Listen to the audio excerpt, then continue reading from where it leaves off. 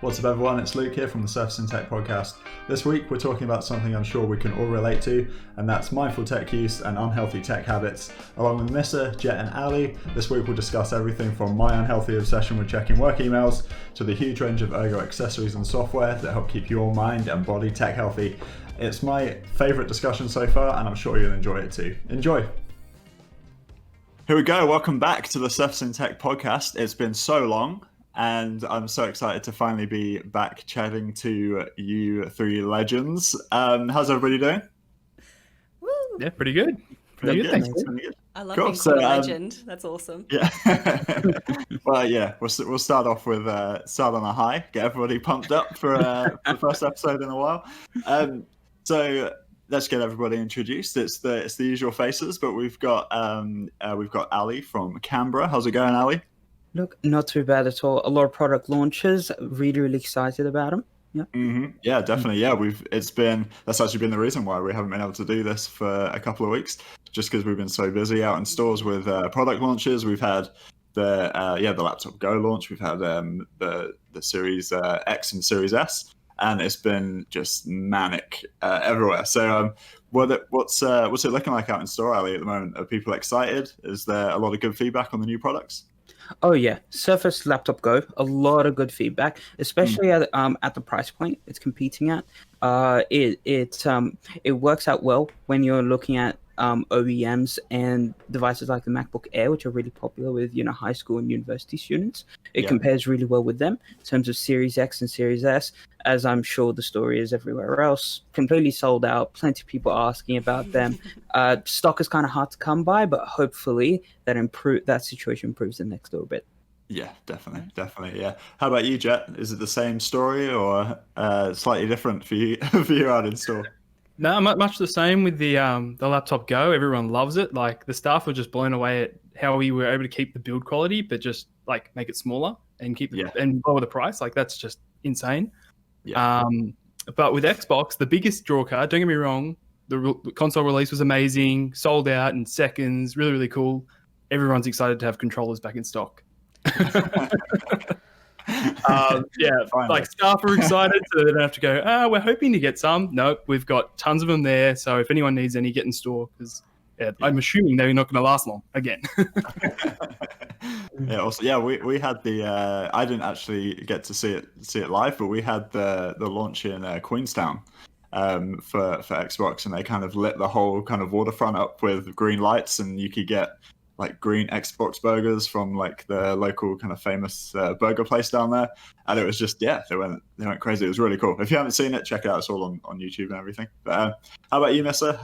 I'm sure you've been busy as a master trainer over the last couple of weeks. So busy. Whenever is there a time when we're not busy? But honestly, this time of year, I think a lot of the tech guys call it like Techtober, like tech season, right? Like, it's just crazy. And what I love about it is that it brings the entire community together. Like, no matter what is happening, like, there's something to be excited about. But yeah, super busy. Really excited to see, although if you haven't got your hands on a games console, you probably have on your wish list for the next few months, but it's really exciting to see like the gaming community reinvigorated and just having some fun.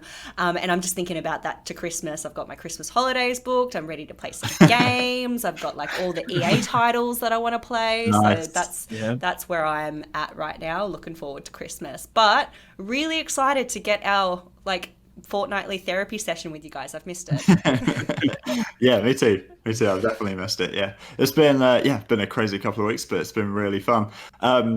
Despite that, we're going to be actually talking about something a little bit different to products this week. So we're going to be looking at mindful tech, and we're also going to be talking about creating some healthy tech habits. It's something that's been kind of a hot topic recently. There was a big documentary on Netflix about it called The Social Dilemma, which kind of started me off on this whole rabbit hole looking at articles and listening to podcasts about mindful tech and tech habits and making sure that everybody's sort of staying safe and using tech responsibly.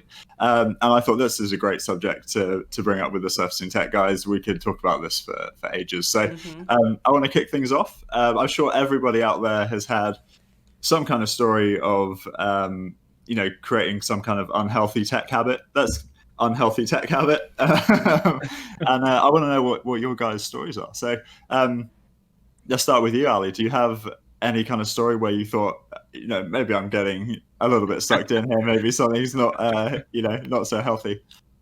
Well, it's funny. The one that I have personally wasn't pointed out by me, the tech guy. It was by my girlfriend, the optometrist. So, as everyone else here does, I'm sure, playing on your phone at night, lights are off just a little bit before bed. Whether it's watching YouTube, Facebook, whatever it might be.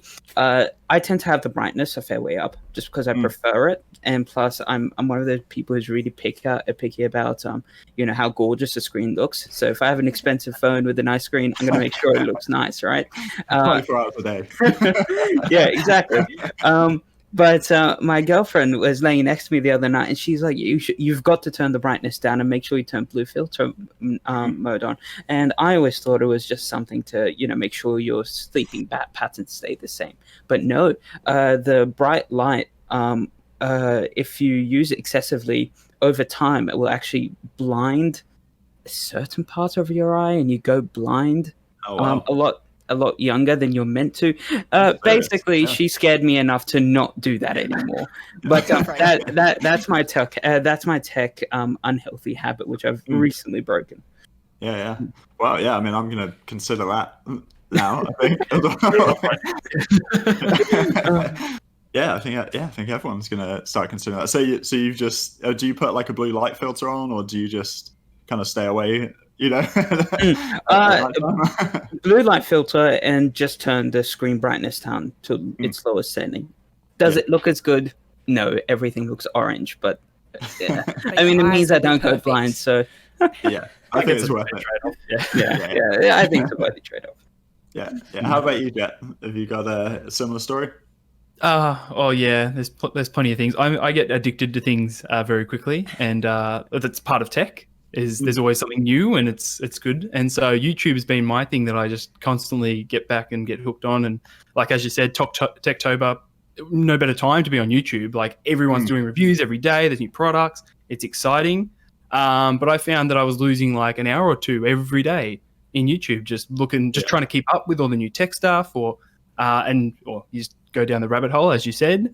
Whenever you find a new topic, it's like, oh, that's a cool piece of tech I've never seen before. How does that work in every other country and every other device and accessory and everything else? But I actually used another app to help me cut down. So I just found an app that basically just blocks YouTube during certain times of the day, which was so good because like I can still watch it. I don't want to stop myself watching it. It's really cool, and I get a lot of good stuff from it.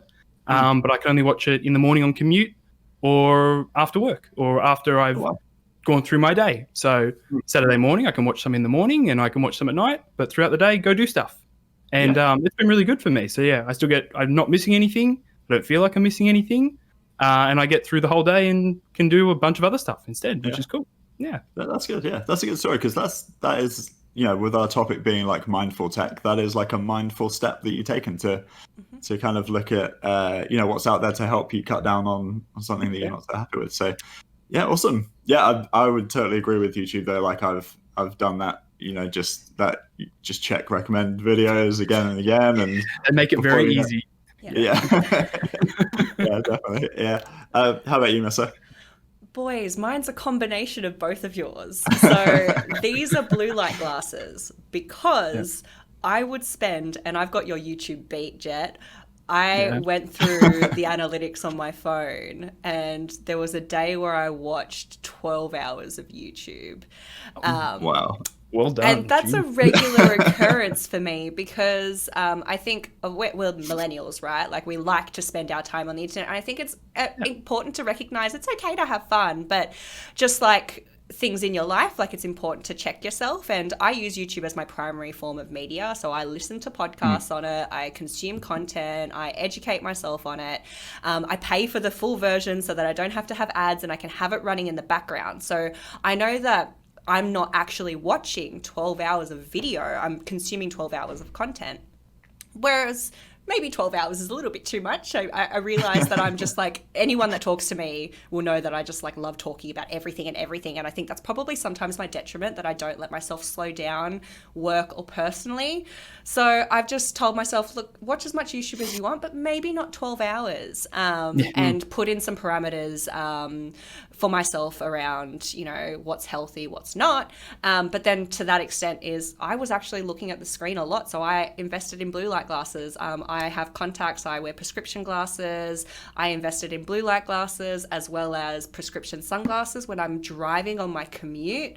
Like little things that I found that I was giving myself a headache, and it all sort of intertwined. My physical and my virtual were really impacting my mental. And that's what I wanted to sort of fix. So it's a combination of both. But then I think to supplement both of your ideas that you had, a big part for me is actually getting fit and healthy. I think we're going to talk a little bit about accessories, but my favorite thing is using your body, stand up, go for a walk. You can consume YouTube while you're going on a walk. That's totally fine too. You know what I mean? So using what's at your disposal and really looking after your body, your mind, your physical and your virtual, which I know we're going to talk a bunch today. So yeah. And I think, definitely. Luke, I would love to hear yours because we think very much alike. So I actually have a couple that, and one that sort of popped into my head straight away when I thought about this. So I'm going to share both of them. One of them slightly wackier than the other one. So I'll share the wacky one first. I don't know if you guys have used MSN Messenger when you were younger. Yeah. So if you remember when you would talk to people on MSN Messenger, all your chats would move to like your toolbar at the bottom of the screen, and when someone would reply to you, it would flash orange and make that like bloom, bloom noise kind of thing. Yeah. So I remember I was like 16 or something. I was on a bus going somewhere, and I looked out the window, and the window of like a house that we were going past flashed orange in my mind, like the same way that chat thing does. And I was like, I need to get off MSN Messenger. That's the sign. Yeah. And it was just like so real that I was just like, okay, that's really strange. It's sort of like when you hear or you feel the body of the water, like kind of thing, like when you've been in the beach for too long and you lay down in bed and you feel the water. It's like it's been in your life too much that it's materializing in your life. That's so funny. Yeah, so that was the first one that popped into my head, and 100% true. And I thought, I need to stop using MSN. But the second one, and I think this is something that a lot of people have issues with. Particularly when I first started this job as a market manager, I would check my work emails a lot, like to the point where it would start like 5:30, kind of end of the day. I check my email, see, kind of make sure that everything had been answered and I'd seen everything that had come in that day. And then it got to a point where it was like 6:30, I'd check again because I had my email on my phone and I'd just sort of like check again, and it kind of became that cycle of I check like Instagram, Facebook, check my work emails, put my phone away, and then take it out half an hour later and do the same thing again.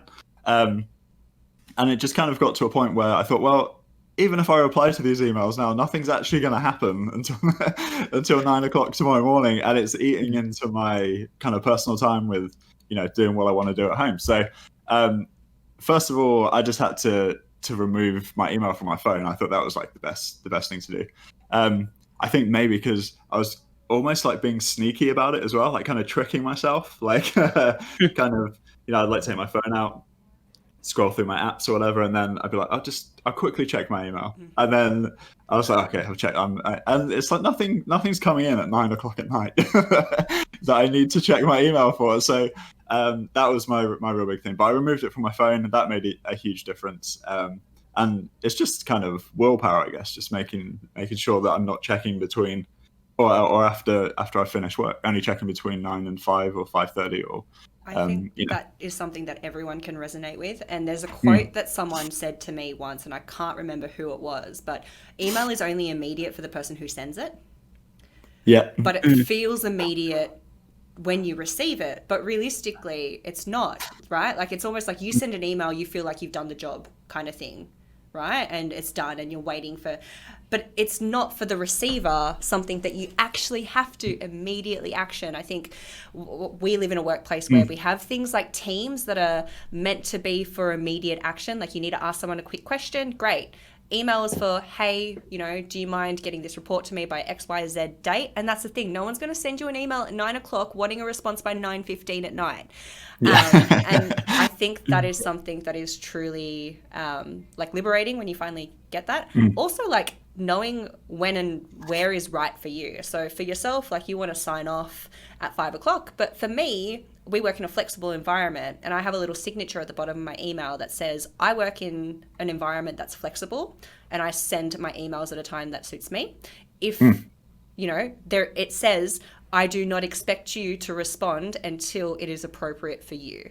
Like I have that at the end of my email, because if I'm sending emails at 11 o'clock at night, I don't want my receiver thinking that I'm stressed out, I'm sending emails. No, it's just because that's what works for me. And maybe I need to stop working at 11 o'clock at night, but I don't put the onus on the person that's receiving it, which I think is a really healthy habit that I've put in to make sure that the work that I'm doing doesn't impact others in a really negative way either. That's a really good point, because the reason that I was doing was it was completely kind of for my own good. The reason I was checking because I wanted to make sure I'd ticked everything off my list, basically. I wasn't doing it because I wanted to be at the beck and call of anybody emailing me. Like I wanted to just be, kind of on top of all my work and just make sure that I wasn't, getting swamped or anything. And, but yeah, it started to kind of eat into my personal life a bit. And I was like, this has to stop. Yeah. And I'm proud of you. Yeah. Thanks very much. Proud of myself. It's a hard habit to break, though. Definitely. I think, that's kind of that kind of idea of separating work life and home life is actually really important. Especially, we've had a huge thing this year with the COVID pandemic and a lot of people working from home, and that's actually something that a lot of people have had to deal with. This kind of idea of you're now working in the same place that you're spending your personal time. I know, Missy, you did a lot of work from home, and you still do. How did you find that? Were you, was it difficult to transition from work life to home life when you were in the same place? I really think it depends on the type of job that you do, right? And I think it also depends on like what your personal day-to-day is. And I think I was fortunate enough to work in an environment where we did work from home every now and again before COVID, which probably maybe it's a good thing, because again, you can work flexibly, but then also it allows you to work in times that you're not necessarily, like you work 8:30 to 5:30 or whatever it is, but sometimes we go above and beyond, and I'll sign in at 6 o'clock as soon as I wake up, but as soon as we started working from home, I made sure I put some parameters around my day, because sometimes when you're going into the office and you want to get a few things done in the morning, that's fine. But if you do that every single day and you start cutting out the time that you have to listen to the podcast on the way to work, or the morning coffee run with your mates from work, like if you start to eliminate that, you're going to add more work to your plate, and that just introduces opportunity for burnout, which we all get during our normal time. We don't want to, take on more than we can chew. So I made sure that I put in time for my travel. So if I was going to, spend 8 o'clock to 9 o'clock going into the office, I would go for an 8 o'clock to 9 o'clock walk and listen to a podcast.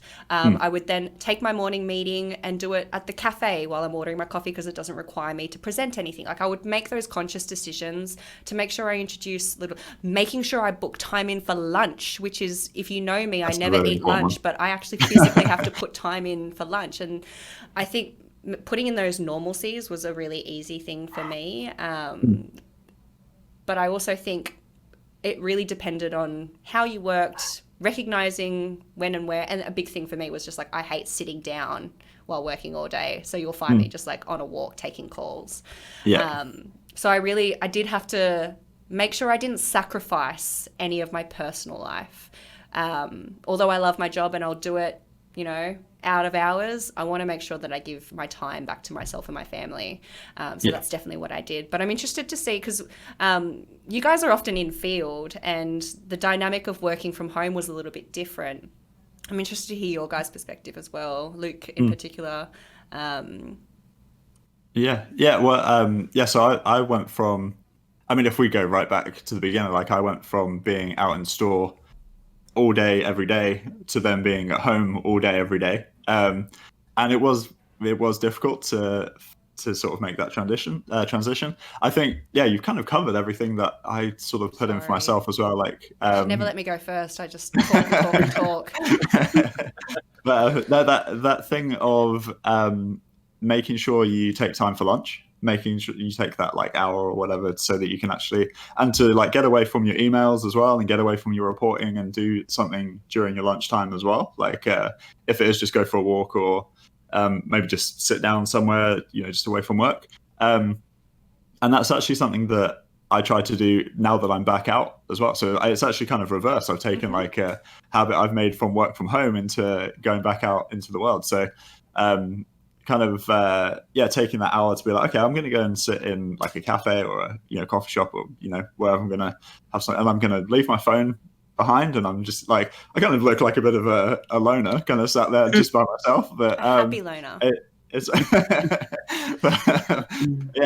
it's good. It's good to just kind of switch off a little bit, and it makes my I think I'm a lot more productive when I get back to work as well, because I haven't spent the whole time checking emails or finishing off reports or something like that. Like, I'm making sure I'm putting a hard stop in, and then I'm having my lunch, and then I'm carrying on. But I know, Ali, you've got go on. I just wanted to add, this podcast is something that we've done since COVID, and I've gotten to know you guys a lot, and it's really wonderful. But Luke, I've noticed a tremendous difference in just your, I think a weight's been lifted since you've been putting in those things, right? And not to say that you were like, down before, but like, I think a lot of us have changed as well during this time, and we've really learnt from each other. I think a really good part of this is that we get to talk. I think that's really important, like trying new things and communicating and connecting with people. I don't think we would have connected in the way that we do in this podcast for not this year, right?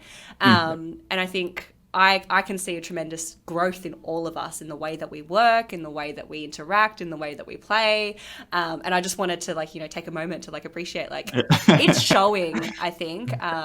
And for sure. It's awesome. And I cut Ali off. I'm so sorry. I was just going to chuck it over to Ali, because I know you were mentioning before that you've got something that you like to do in terms of staying healthy in that way as well.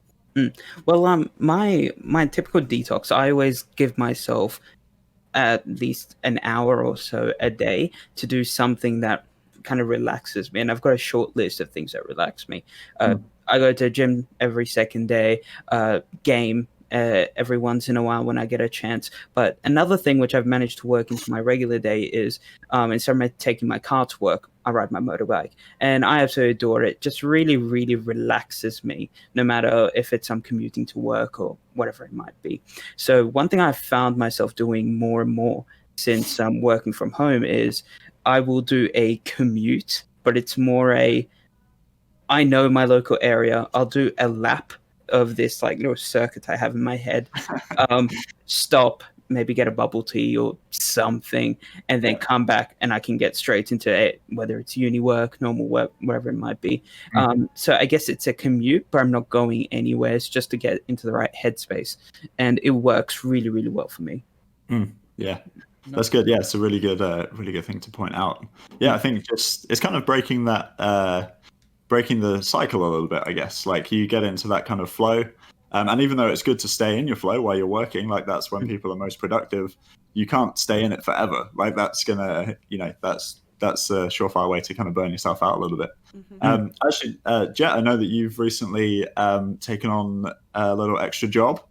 So congratulations, first of all, on the extra role. You're going into the office every now and again, is that right?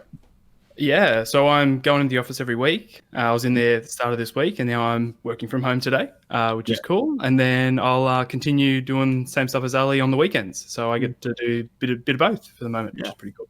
Yeah. Have you been putting in any kind of healthy habits while you're going back and forth to the office? I have now. When this all started after this podcast. No, exactly. I'm writing these all down. These are good. I don't know, it kind of threw me around because commuting is like such a massive part of my day. Like I don't live near anything. So like 3 hours minimum out of every one of my days is travel. And so before all of this, when it was like we were always in store, so you're always traveling, I actually used that time. Like I would do stuff in that. I'd watch a movie. That was my time, or I'd get that work done, or like whatever it was. And as soon as we broke away from that and it was, well, I'm at home, I don't have to go anywhere, I got all this time back, but I also didn't know when to start because it was my free time and there was no connectivity. Like there's no Wi-Fi on trains, which, come on, Australia, we need Wi-Fi on trains. This is ridiculous. It's so bad. But no one could text me. No one could do anything. So it's just my time. I can do whatever I want. But then you're at home and you get up and, oh, I don't really have to be anywhere today. I can kind of just do whatever I want. This thing just has to get done. And it wasn't a great time for me. I got everything done, but it wasn't as regimented as I like. And so I had to really like start writing down a schedule and be like, no, at 9 a.m. I have to be at work, and home is work, but like I need to be there. And then I need to leave at the end of the day. And so I kind of implemented that, and then we got thrown back in store, which was cool. Gave me a bit more scheduling back. But I've always been at that bit of both because like as I'm sure we're doing online classes for uni. And so you still have that online component of your life, even though you're back in the world. And like my new position now is, yes, I'm in the office, but then I'm also at home. So it's this hybrid sort of life, which I don't think is going to disappear anytime soon. I think it's just going to be something we have to deal with. And so, yeah, you just have to get in that headspace. So this morning, got up and I knew that 9 a.m. is when my first email is going to arrive, at 9 a.m. And so I didn't do anything before that. But then 9 a.m. I was ready for that first email to arrive and I'd start work. So open the email. Oh, look, there's a few there. Perfect. Okay, let's get to work. Yeah. And just having that very mental that this is when work is a time, it's not a place. And then that's kind of been pretty good for me. Same with uni. This is a class day. Between this time and this time is a class time.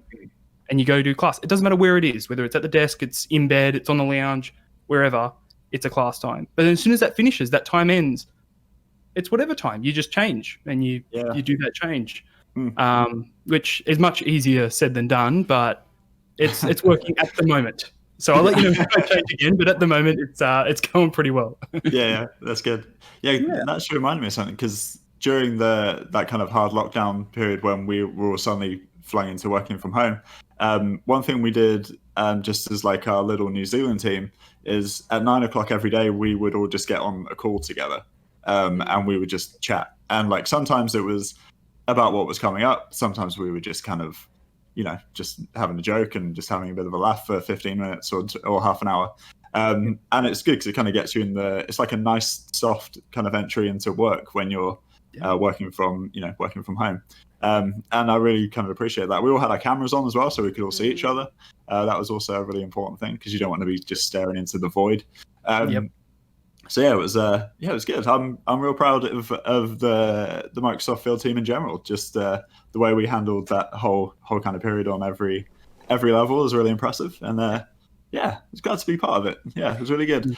So we should probably take it back to some products and talk about some software and some features and stuff. So taking it back to Microsoft Teams, obviously Teams is like a huge part of lockdown for everyone, a huge part of work from home still for a lot of people. I know we all use it pretty much day to day, all through the day. And that's something that I think is great that Microsoft's really thought about and said, people are spending a lot of time in conference calls now. They're spending all day connected to Teams, which is great that they're able to work in this kind of digital environment. But they've lost that commute, and the commute is like an important part, like we've just talked about. So there's actually a virtual commute feature that's going to be coming to Teams soon. I was reading into it, and it looks pretty cool. Like it's quite a nice little add-on. So the idea is that it's going to encourage users to first of all make lists of things that they've done both during the day and what they have coming up like tomorrow or later on in the week. And one thing that I thought was really interesting is ask them to rate their day, which I thought I'd kind of throw open to you guys. Is that a good idea? Like kind of to rate your day and see, and actually sort of take the time to think about how your day went and did you get anything done? Is that Jet? Would you like to do that at your new job? Would you like to take 10 minutes at the end of end of the day and kind of rate it and see, you know, out of 10 or something, like how well it went? I think it'd be cool. Yeah, like I tried a few years ago. I tried this thing where at the end of every day, I had to write down 3 things I did, 3 things I had to do the next day, and 1 thing I liked. And it could be anything. Like I liked lunch. Lunch was really good today. I had something that was delicious. And so that was like, it was actually really good. Like every day you just feel like you've done something. Like everyone knows you do things all day, but it was like, hey, you know what? I did do a lot of stuff today. It was a really good day. Like I should feel good about that. And the only thing that stopped me from doing that is it's just something else you got to do every day. So you just forget, you get busy and whatever. And if this was just like built into Teams and a part of the routine that it's just there, like you don't have to do any extra work. It's not something you got to go find that notebook and write it down. It's just there. Just quickly put down a review. I think it's really good just for that mental side to just go, you know what? I got a lot done today. Or you know what? Today was terrible. But why was it terrible? Oh, I didn't get to anything that I wanted to get to because I stuffed around on this thing. Okay, well then tomorrow I need to change that. So I would love it. Yeah, that'd be really cool. As soon as you said that, it's like, oh, you can do to-do lists and stuff. Like, I love lists. Yes, I'm going to be doing this every day now. Yeah, I'm a big fan of lists as well. But I like to I write them like analog style. Oh no, all digital. Yeah. It's all about the ding. When you finish, when you tick one off, it goes ding. Oh, such a good feeling. The best of both worlds. That's it. Yeah. Sorry, prop. No, we're all for prop placements.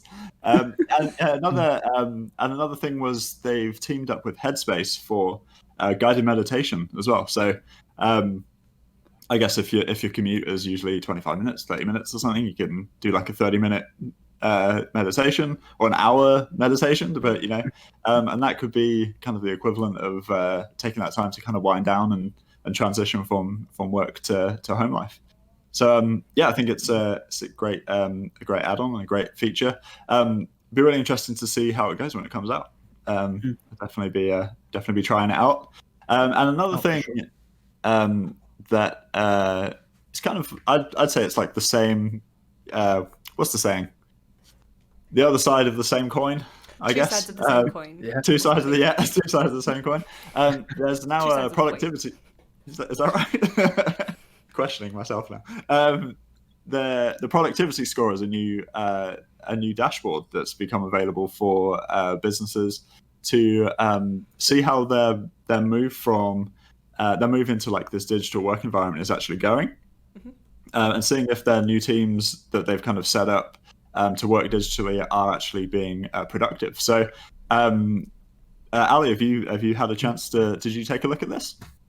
A little bit, yeah. And I'm honestly a big fan of it. It stops the like. Don't get me wrong.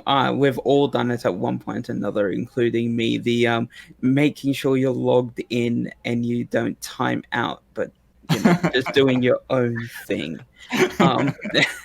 Like we've all done it. But end of the day, it's really important that despite the change in circumstances, we try and maintain, you know, as much productivity as we used to be able to achieve just in the different environment. Now, obviously, you need some time to adapt going from one to the other, but it's important to at the very least see progress towards your productivity that you had previously.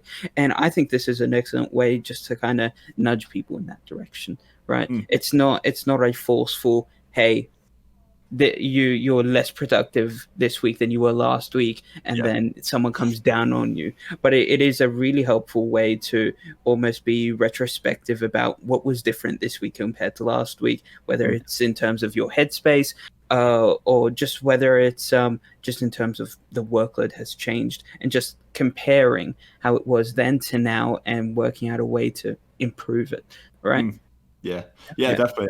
I think, you made a really good point, because my first thought when I read about this was it's kind of feels a little bit like, you know, the boss watching you on CCTV kind of thing, or like kind of making sure that everybody's working their hardest, you know, at all times, and, you know, but it's completely not. That's not the idea. The idea is it's about making sure that everything's a lot more sort of productive, a lot more you kind of eliminating the kind of trimming the fat, I guess, making sure there's not like teams that have been let's say like 2 groups of the same team having the same call twice a week.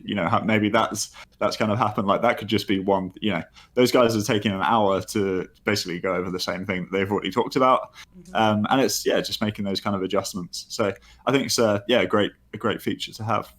Yeah, and I think I've had the privilege of working within Microsoft for a while, and I think a lot of this is backed on AI. And we've had things like workplace analytics, and if you sign up using Cortana, you can get Cortana's daily briefing sent to your email.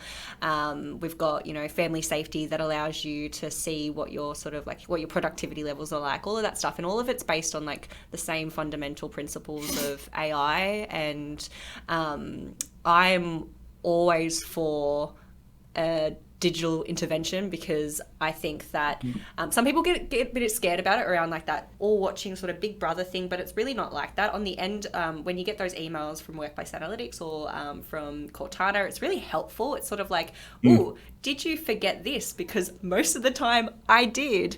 Or, hey, I see that you spent, 6 hours talking to this person that's impromptu, like maybe set up a meeting with them regularly. Like there's little suggestions that happen that I don't pick up on, and that's really interesting.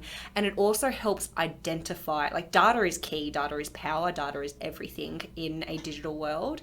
And it's really hard if you're a manager or an organization to really check in on how people are doing. And it allows you to identify burnout and start conversations with employees around, maybe it's not like, oh, you're not doing your work. It's like, hey, what's going in your life?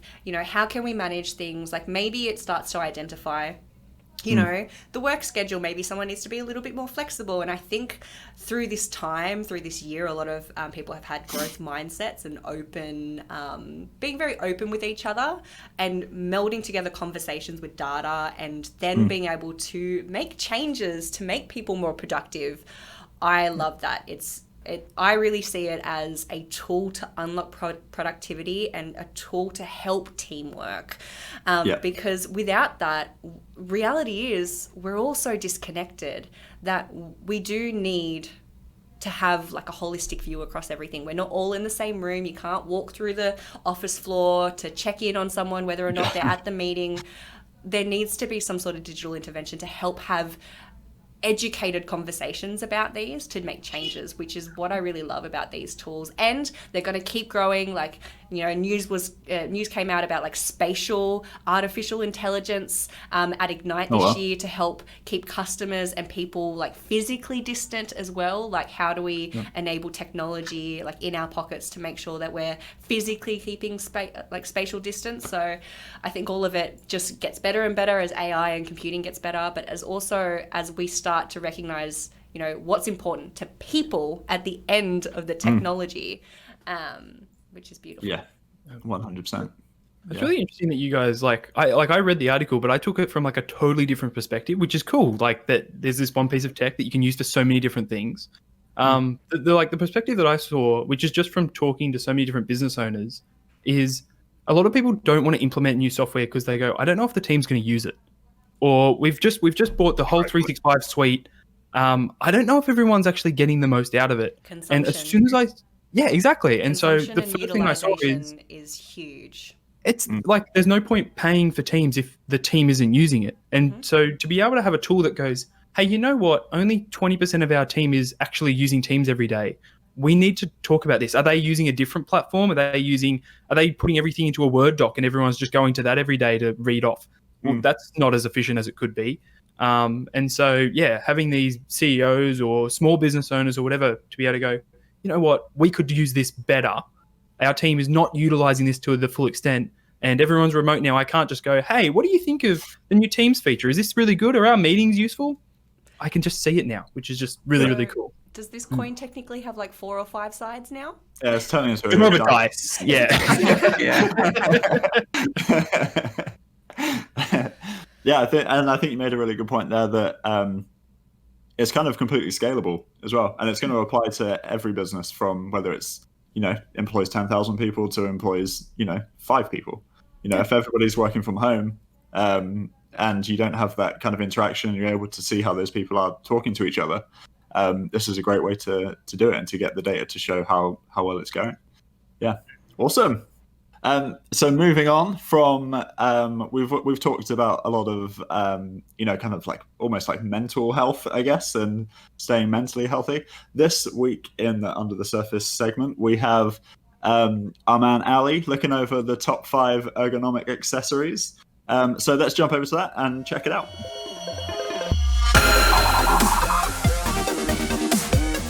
Now, in this week's episode of Surfacing Tech, we're going to be talking about 5 things you can put into your office or into your workspace, especially since we're all working from home still, to improve your flow. So they might be ergonomic, but they also might be to increase your productivity. Alright guys, so number 1 on my list of things to have in your home office which will improve your flow and how you get things done is an ergonomic keyboard. Now me personally, I use the Surface ergonomic keyboard. Absolutely adore the thing, mainly because the whole idea behind it is it puts less strain in your wrist and allows you to type consistently for longer periods of time. It looks absolutely stunning. The keys are perfectly stabilized. I absolutely love it. So yes, ergonomic keyboards in general and the Surface ergonomic keyboard specifically, absolute must have. Number 2 on my list is standing desks. Now, personally, I don't have a standing desk at home, but it's something I'm looking to invest into. The whole idea of a standing desk is the fact that because it has the ability to rise up in elevation, you can do your office work, you can go on the computer, you can do whatever you need to do, but you do it standing. Now, the benefits that this has is reduced strain on your back. If you do get back pain from sitting down like I do when I sit down on the desk for long periods of time. But the other one is standing burns more calories than sitting ever will. So it also has the ability for the reduction of weight gain because of long periods of sitting. And as we all know, COVID, I'm not the only one who's gained a few kilos since the beginning of COVID. So, get yourself a standing desk. That's my advice to you. In the same vein, gas monitor stands are equally useful to arrange your monitors so that it's the most ergonomic and productive for you. So me personally, in my office, I have a monitor that's horizontal and one that's vertical. The vertical one used for documents and the horizontal one used for more traditional computing. Extremely handy for getting everything even and equal to the height where you're not having to slouch down to see your monitors or look up as well. Again, it's all about improving your posture. Very helpful. I've got one myself and I absolutely adore it. Wireless chargers, my pick for number 4 in products which will help you in your flow in the office or your home office because of COVID.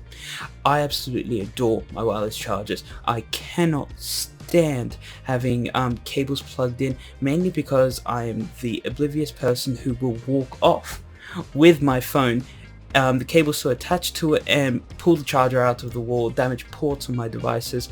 I'm one of those people. It's horrible, I know, but absolutely love them. You use it, pop it on, it'll charge, take the device off, no cables, quickly check your phone, put it back on. I absolutely adore these devices and cannot live without them. Rounding out our list with number 5, it's my Surface Pen. Now this also applies to Windows inking enabled pens, but personally I've got my Surface Go and I handwrite all my notes. I find I can't retain information when I type it out, but I do retain it really well when I handwrite everything. So for the last 18 months for university, I've been handwriting all my notes and I absolutely adore it. Surface Pen to handwrite your notes. You will be able to work on your handwriting to speed up when you're writing out essays for exams, for example, and it will just improve your ability to retain information.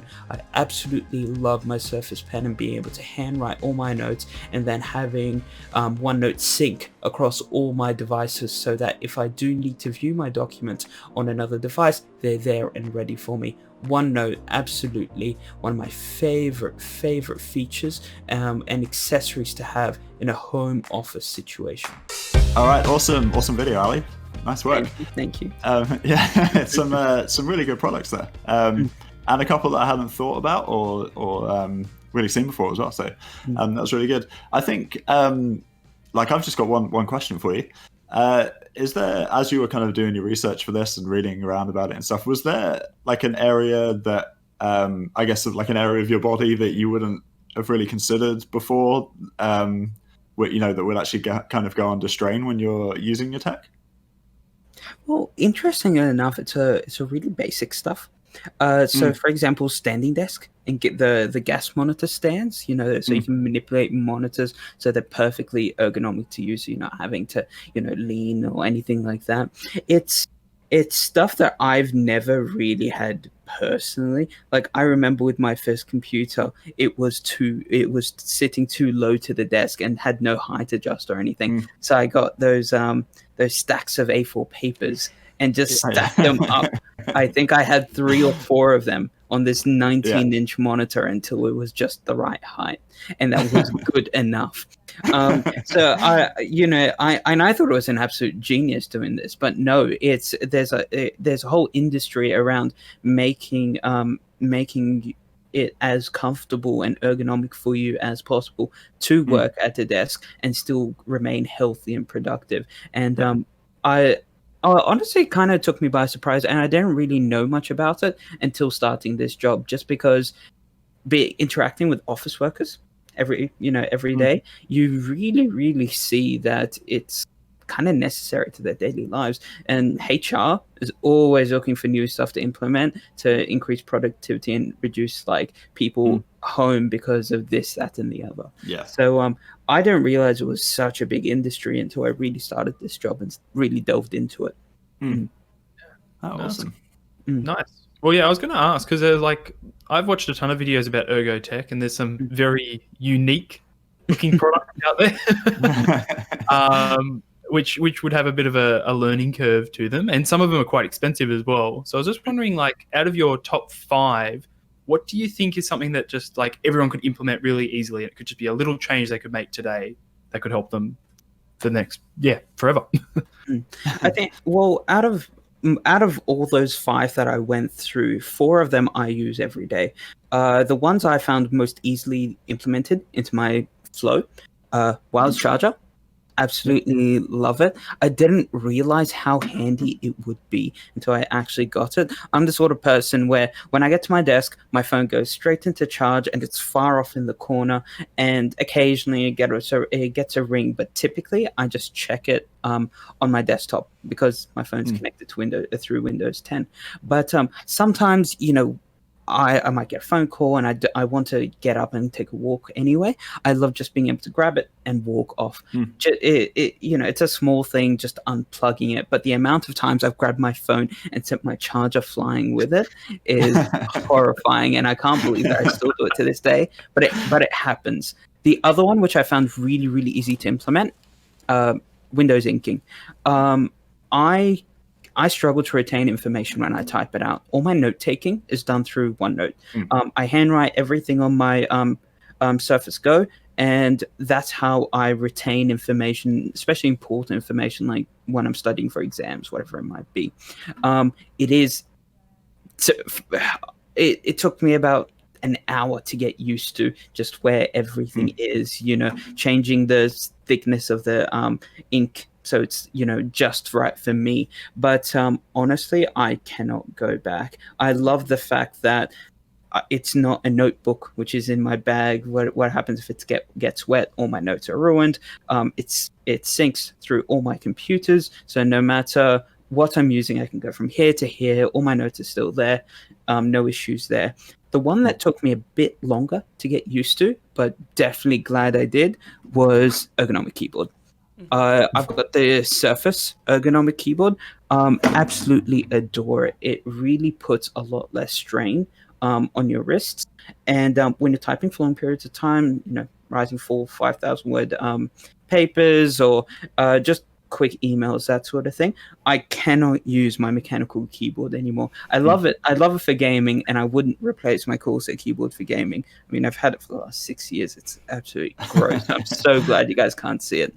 But I absolutely love it for typing. And if I'm typing for even any more than 100 words, I switch keyboards. I absolutely love it. And the best thing about it being Bluetooth is it just sits there. It's always passively connected. Then as soon as I pull it out, it turns back on and I'm off. As soon as I'm done, put it back, go back to my mechanical keyboard. I loved what you said around spaces and HR, around, you know, the physical space. You guys know, I love Surface. I'm the biggest Surface nerd and fan ever. And a huge part of Surface is actually designed around the spaces in which they're going to be used in.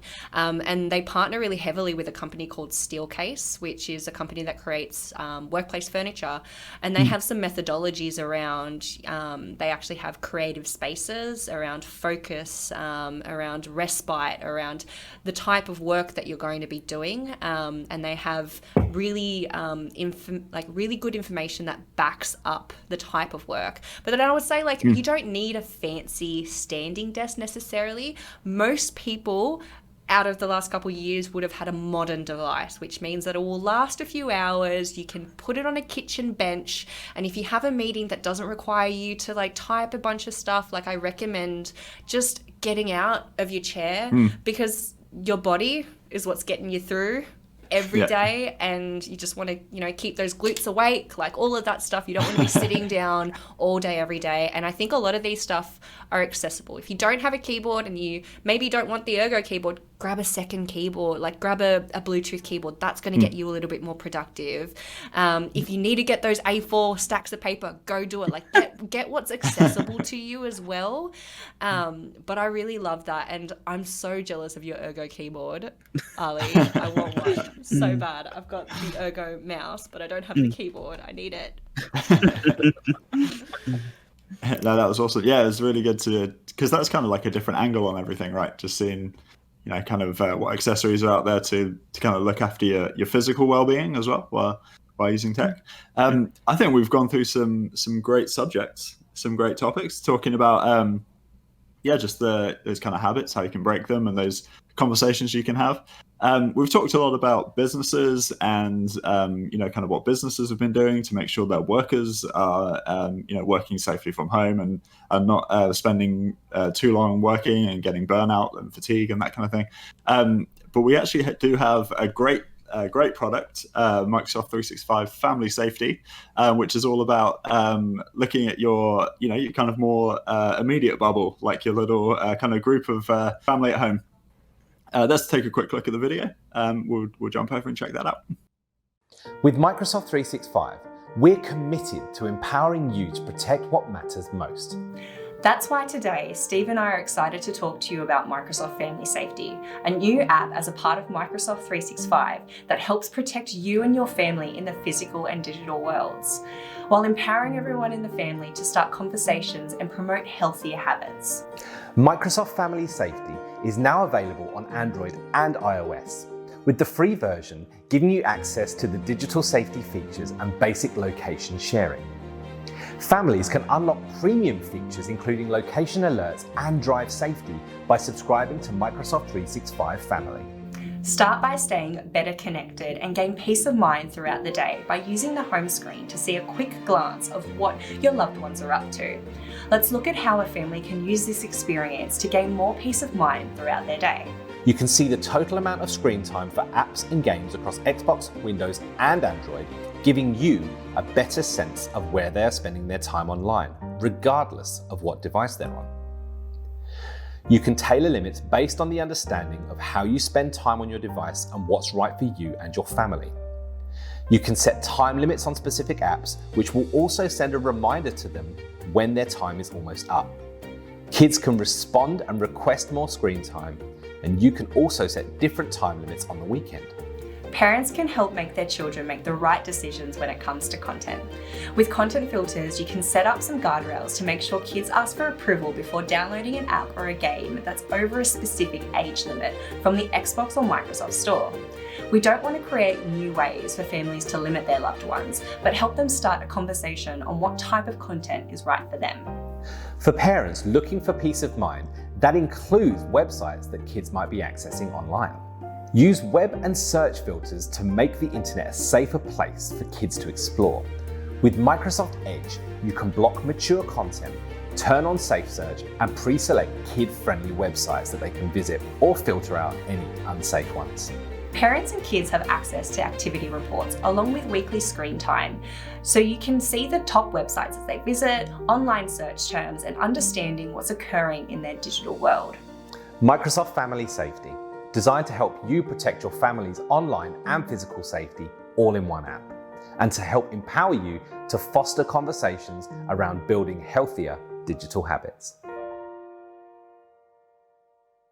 Okay, there we go. It's it looks like a really, really good piece of software.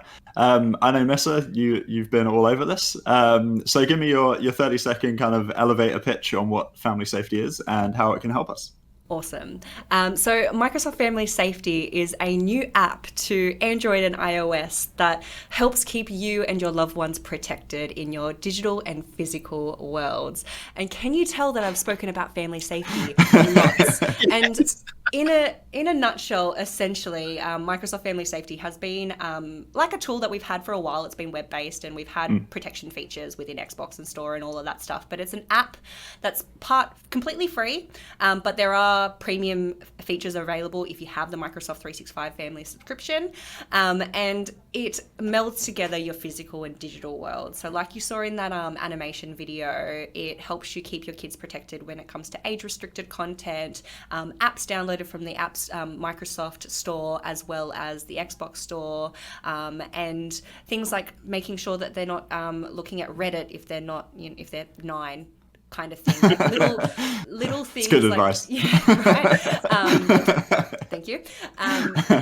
And it also allows you to get activity reports. And if you live in a country like Australia, New Zealand, I'm so sorry, Luke, you don't have this. You have driver safety, where if you have teenagers that are on the road and learning how to drive, it gives you an additional layer of, checking how many times they've been on their phone while driving, which is a no-no, and how many times they've broken really hard and all of that stuff, which I guarantee you my mum would have loved to have. It is family safety, but also for me, I've got 3 grown women in my family, my mum, my sister and I. I don't need to know where they are all the time, but I do use this for my girlfriends to keep them protected when they're out and about. So my family is a group of, 4 girls that I call my family, and we're all the same age, but, sometimes I'll say, text me when you get there. I don't need that because it has location, arrival notifications, and that was more than 30 seconds, but I think the first part was like the token line. But definitely check it out. I think it's a really great way. We've spoken about the macro and the big, vast, digital safety and all of that stuff. This is a really good way to start conversations with your family and your loved ones. Start conversations with yourself. It's a free application.